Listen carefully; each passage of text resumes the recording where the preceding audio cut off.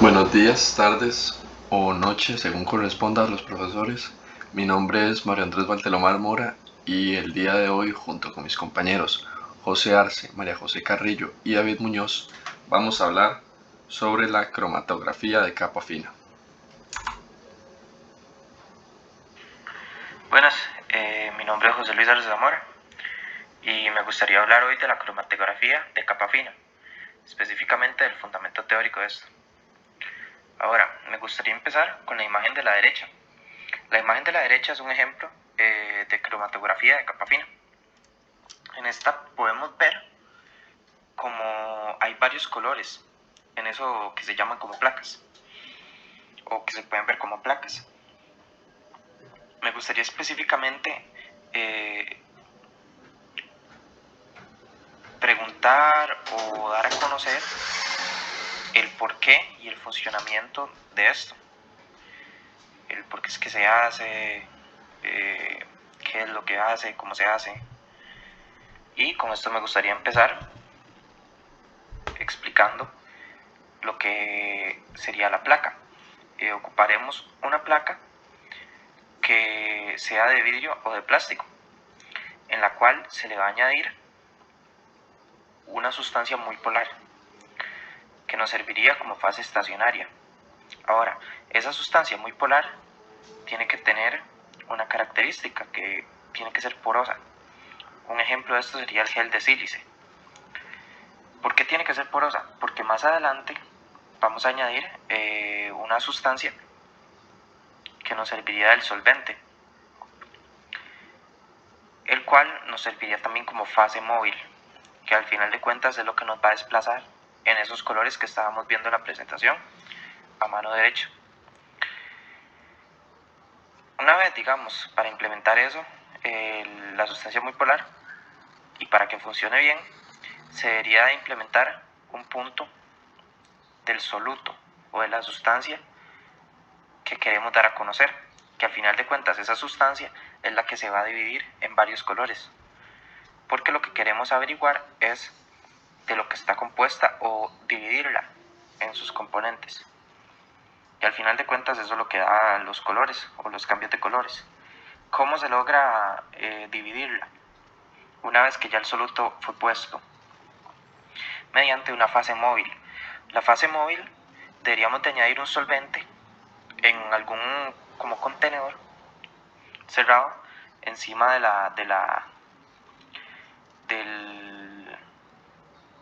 la placa con la sustancia polar.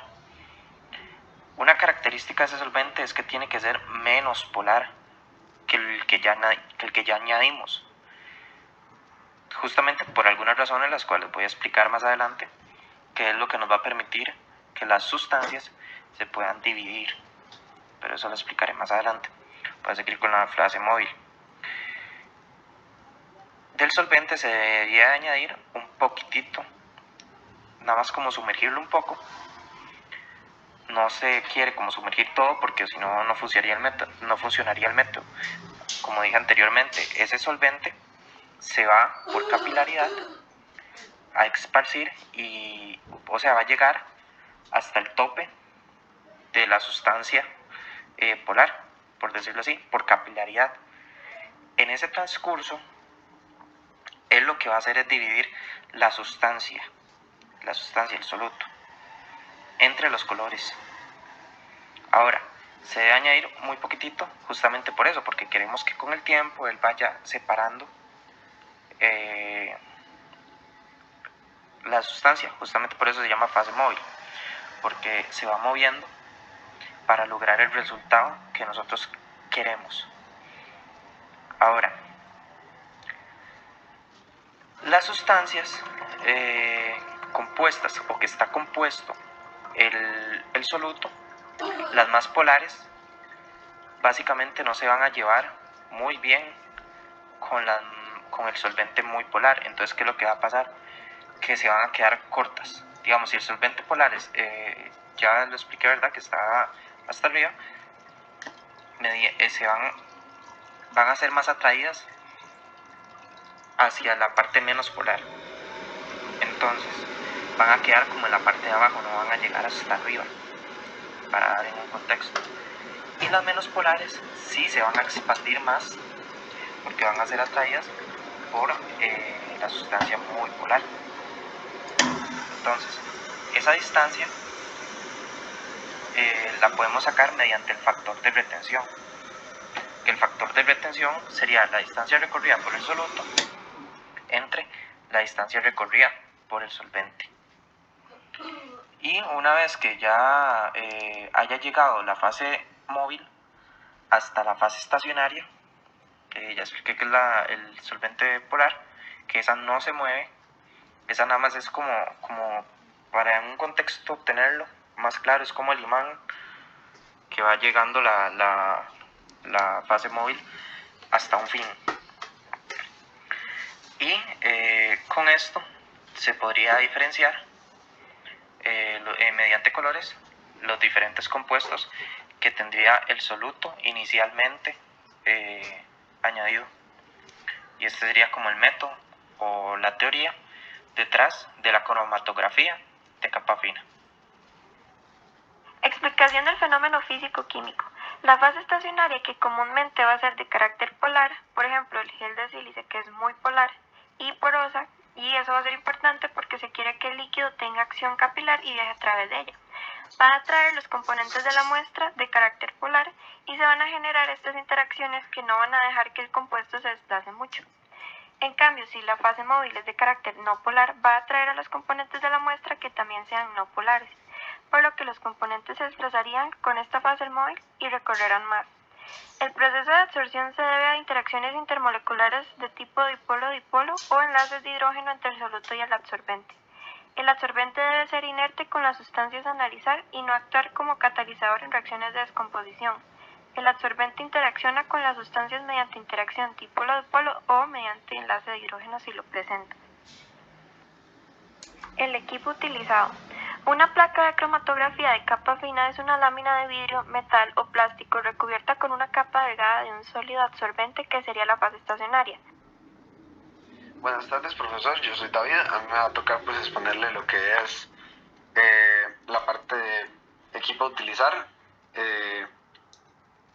resultados y conclusiones del estudio.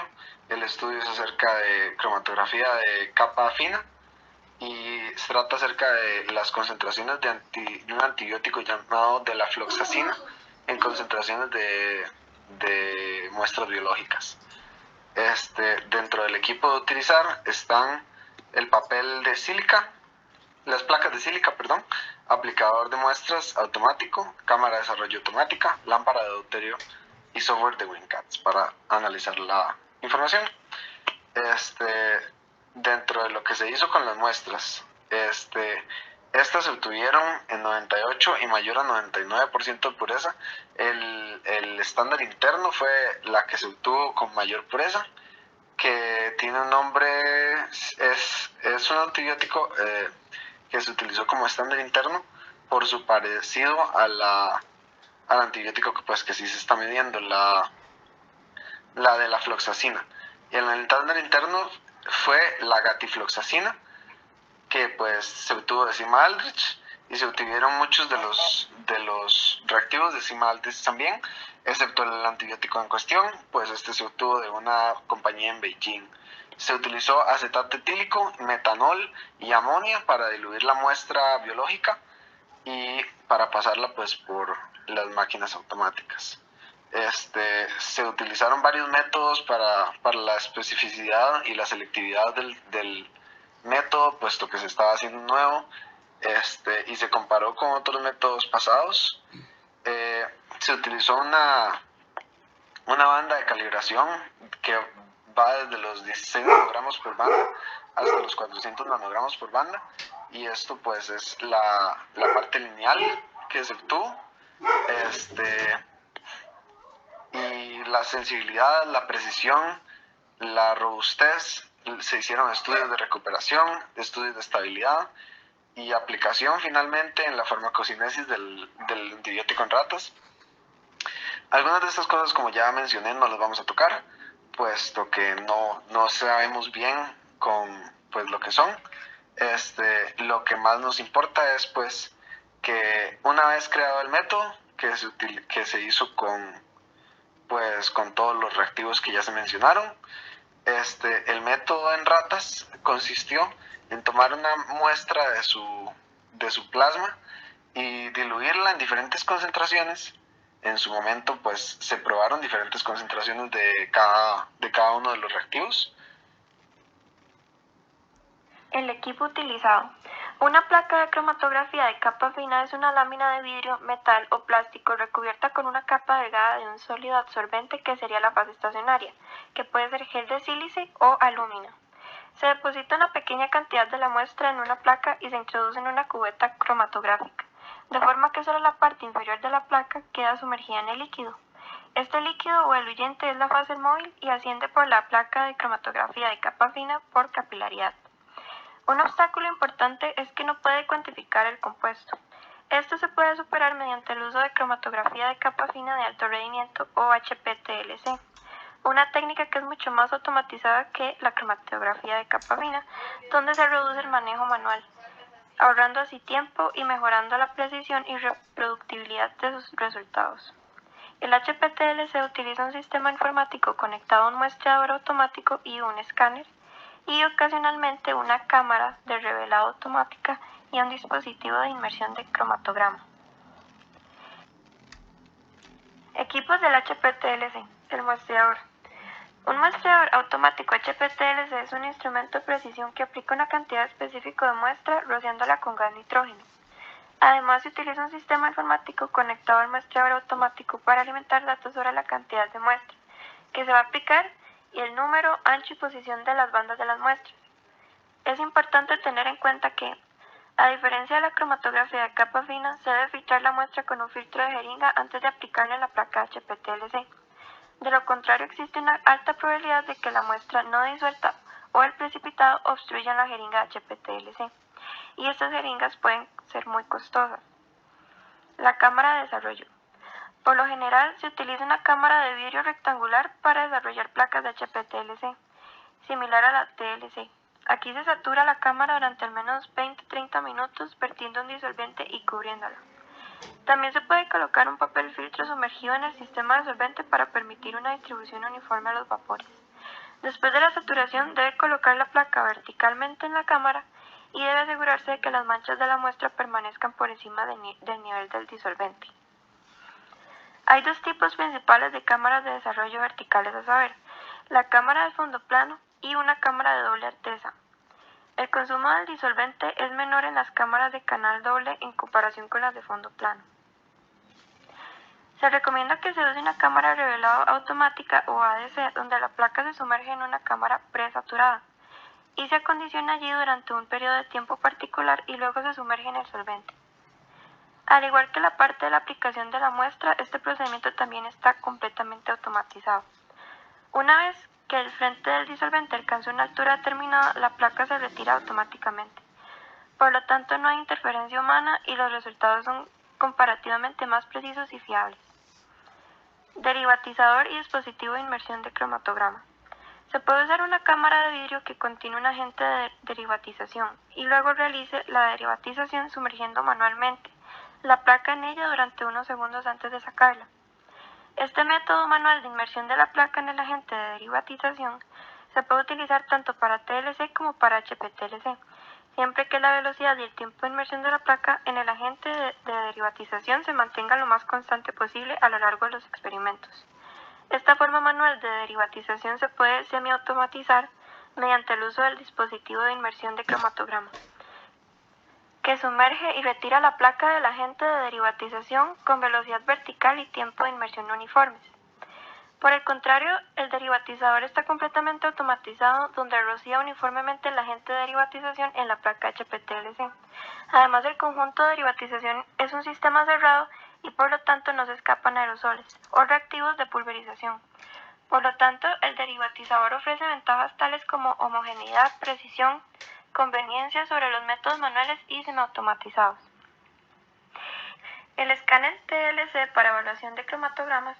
Cuando escanea un compuesto por primera vez, puede elegir un escaneo de varias longitudes de onda para determinar la mejor longitud de onda para su compuesto.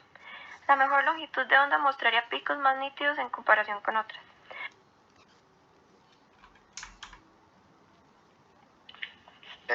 Las concentraciones que se usaron fue de volumen de una proporción de metanol, acetato etílico y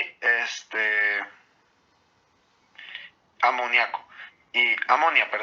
y estos se utilizaron en una proporción de 5 acetato etílico, 4 metanol y 2 amonia. También se denota que pues para hacer una prueba estándar que sea para humanos o para hacer una prueba estándar que tal vez sea más que tal vez sea menos cambiante, se pueden utilizar diferentes solventes y la proporción de estos puede cambiar y se generaría una curva de calibración distinta. Se administró esto en ratas para probar la validez del estudio. Se administró una sola dosis de 20 miligramos por kilogramo a las ratas, por su fácil obtención pues, de las ratas y la baja variación de la farmacocinesis de estas.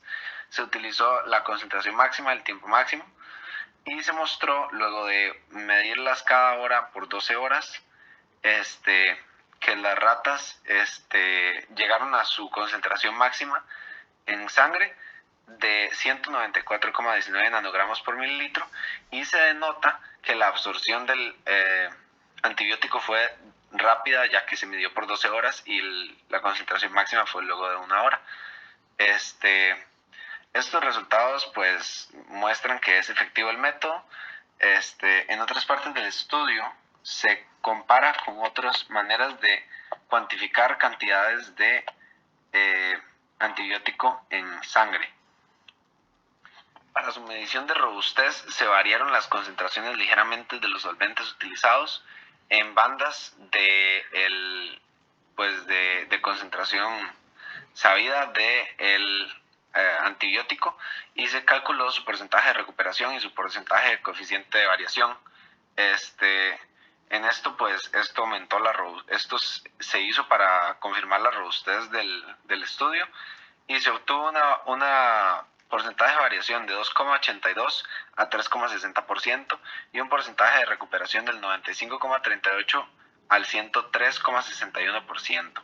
Esto indica una alta robustez del método. Se comparó también la obtención de este mismo antibiótico con cromatografía líquida y espectrometría de masas, junto con el nuevo método desarrollado, y pues se utilizó precipitaciones de proteínas en el método desarrollado, se detectó con UV y su costo fue bajo, su porcentaje de recuperación fue del 93 al 3,37 al 103,57 y su precisión fue del 2,8 al 3,72% en su coeficiente de variación.